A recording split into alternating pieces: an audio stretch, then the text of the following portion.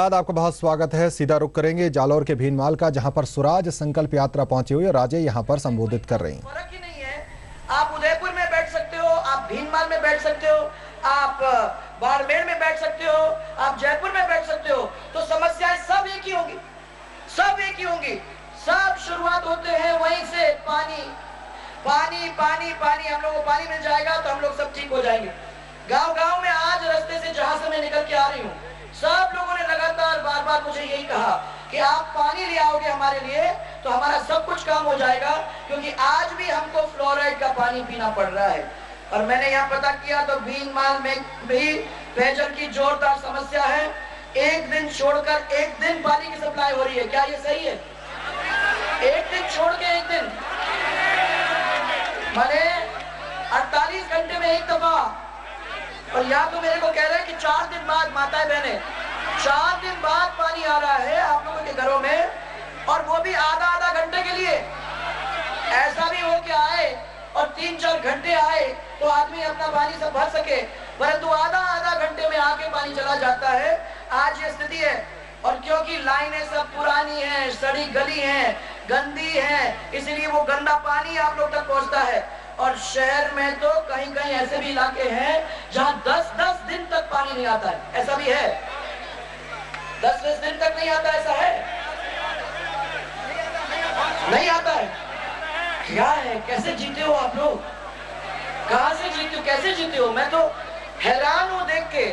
और ये खाली यहाँ की बात नहीं है बाप जी, ये तो पूरे, आप ये समझिए, पूरे प्रदेश की मुसीबत है। और मैं जब पता किया तो भीनमाल वालों ने कहा कि नर्मदा पानी अगर आ जाए तो मैं आप लोग सबको याद दिलाना चाहती हूँ कि नर्मदा की योजना भारतीय जनता पार्टी और हमारी सरकार ने बनाई थी। आपको याद है कितने दिन से ये नर्मदा की बात चलती आ रही है, परंतु किसी ने नर्मदा की बात गुजरात से की नहीं।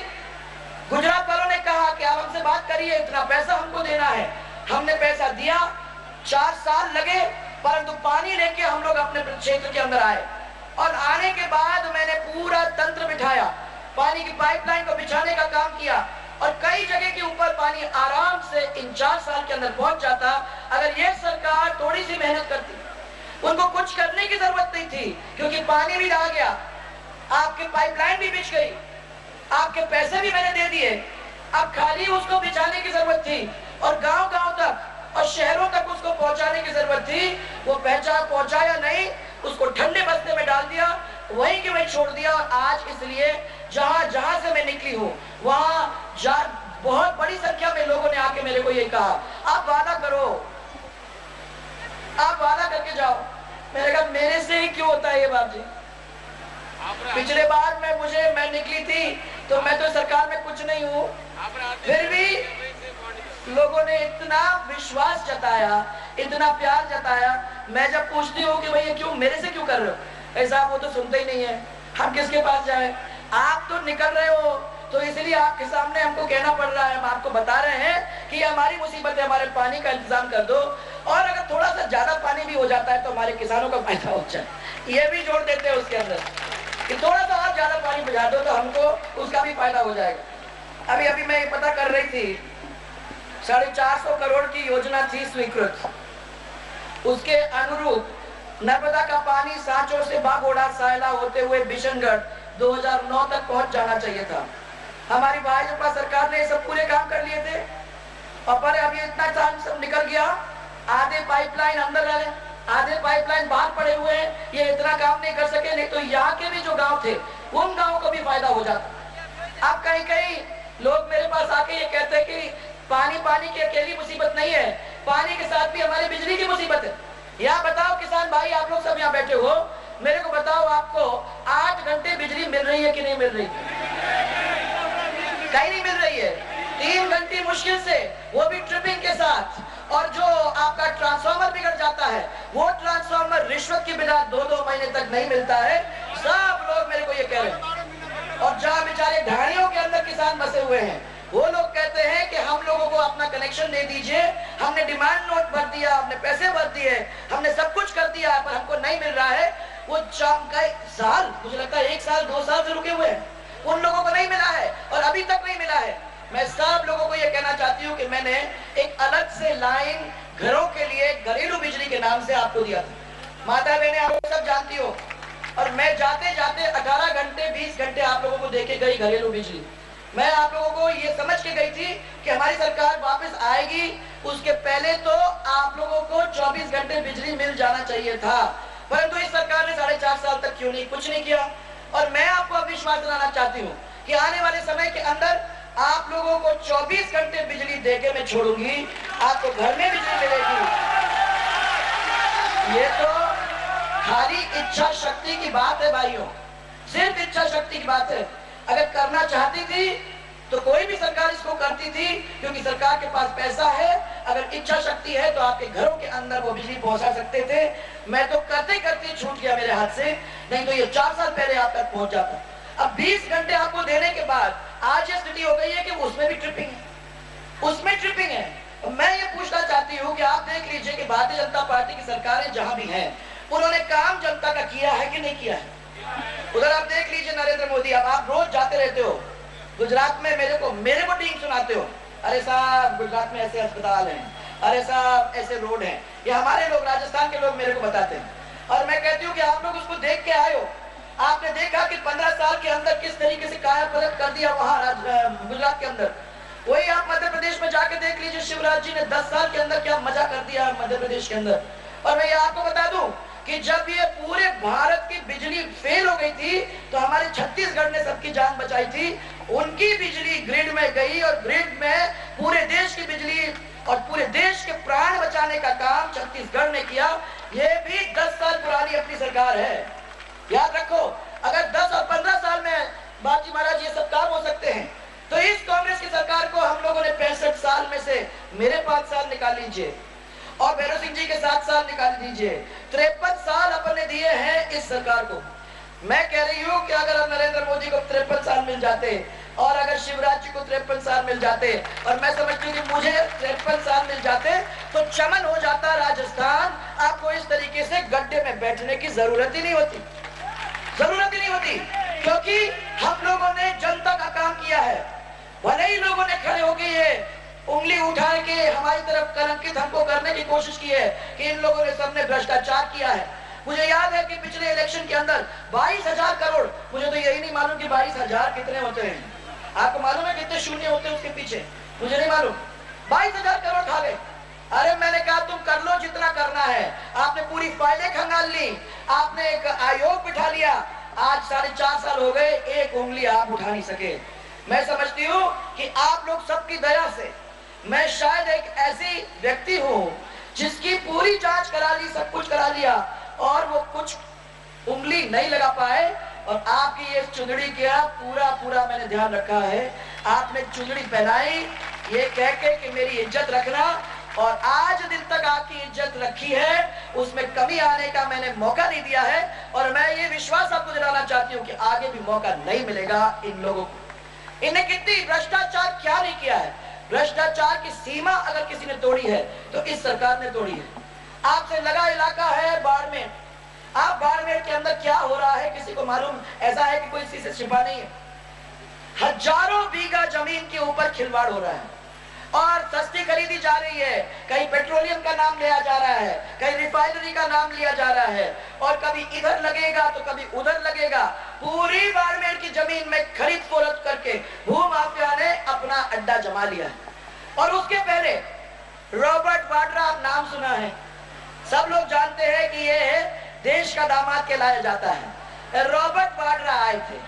रॉबर्ट वाड्रा आपके बीकानेर, बाड़मेर, जैसलमेर और बाप, फलोदी, इस सब इलाके के अंदर जमीन हजारों बीघा खरीद के गए।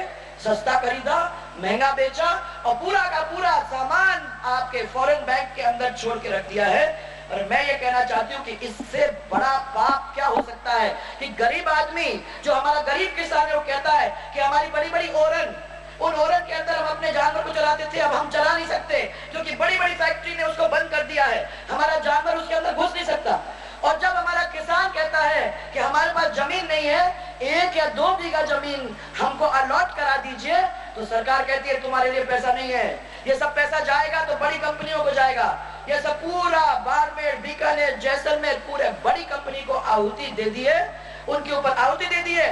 और मुख्यमंत्री कहता है कि रॉबर्ट वाड्रा कौन है, हम तो जानते नहीं है, आया था, उसने यहाँ कुछ किया। और मैं कहती हूँ कि ये मुख्यमंत्री की हिम्मत कैसे होती है, सोनिया गांधी का दामाद और उसको नहीं मालूम कि यहाँ आए, ऐसा कुछ हो सकता है? ऐसा हो ही नहीं सकता कि सोनिया गांधी का दामाद यहाँ आए और मुख्यमंत्री बिछा के ना उसके लिए काम करे। ये विश्वास में लेने को तैयार ही नहीं हूँ।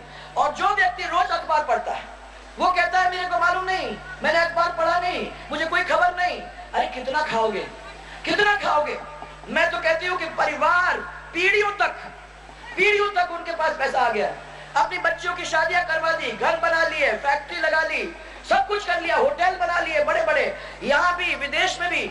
और हमारी जनता की क्या हालत है वो देख लीजिए, उधर गुजरात के देख लीजिए, उधर मध्य प्रदेश के देख लीजिए। और सोचो 53 साल के अंदर हम लोगों का क्या काम किया है।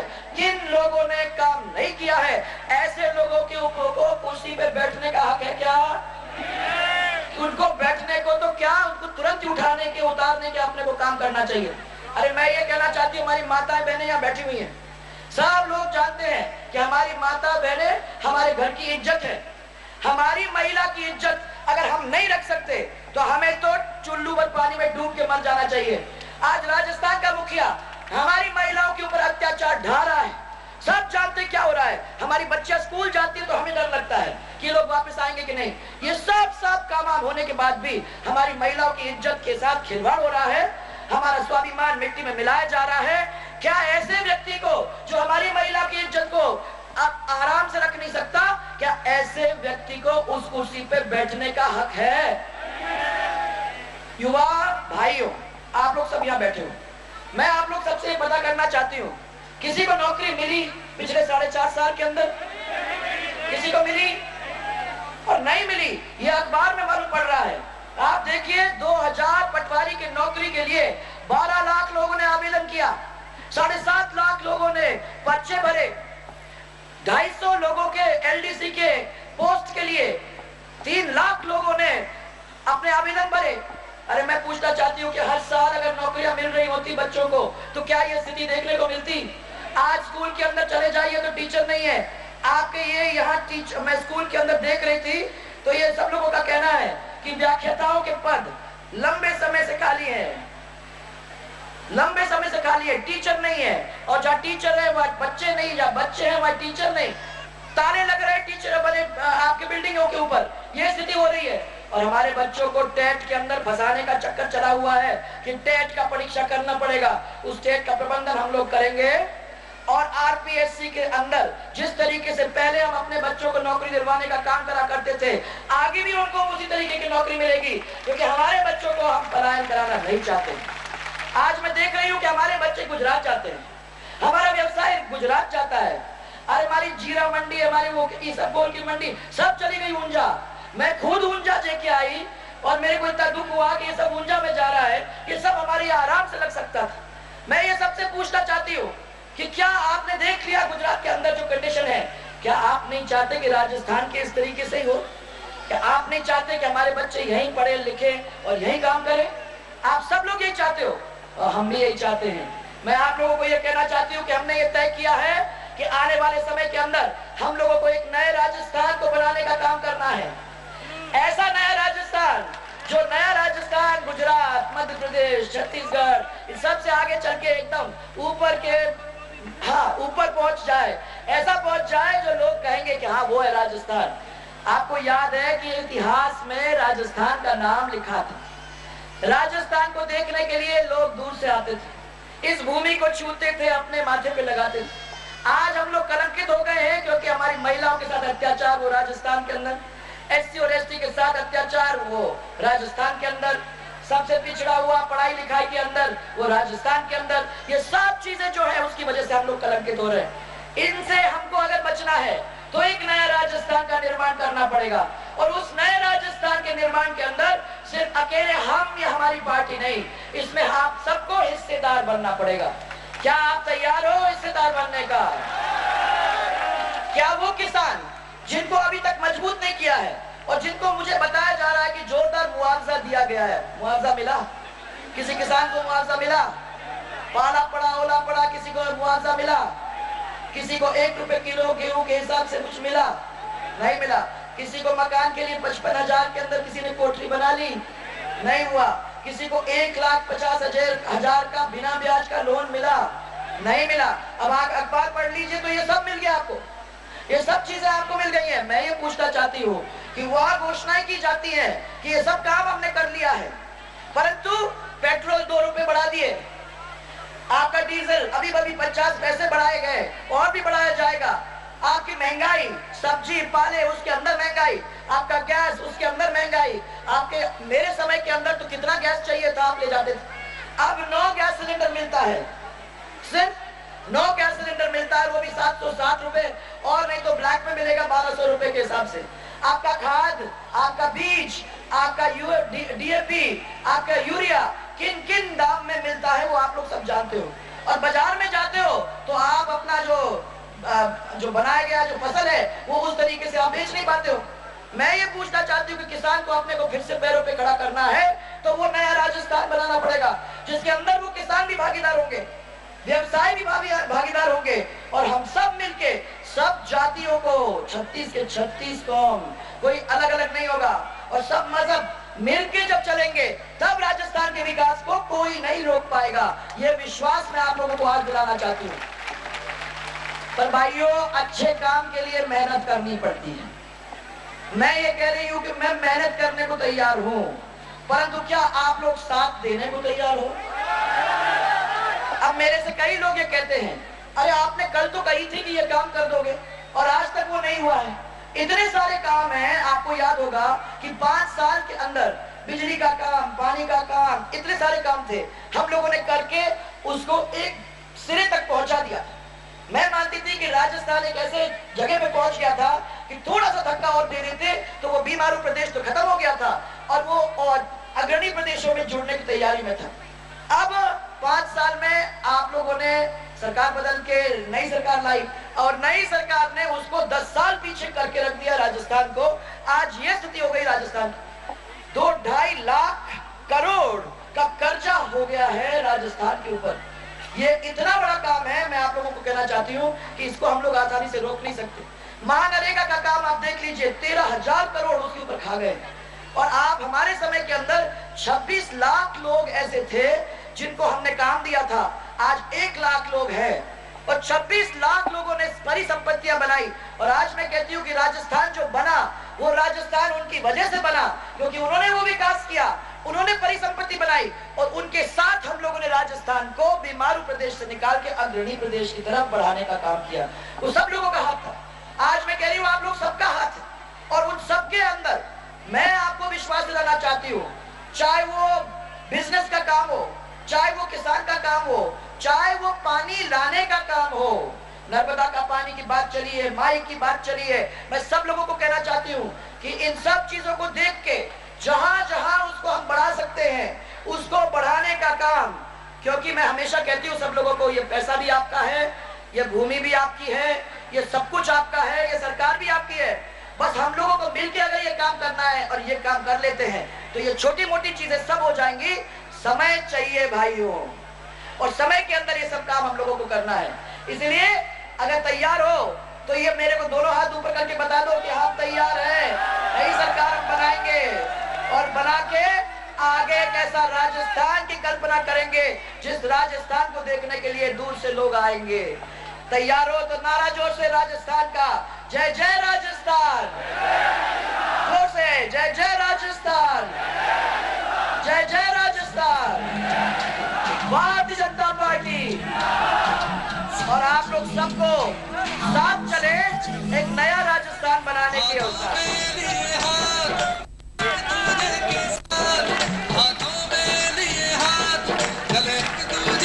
साथ चलेंगे तभी काम होगा।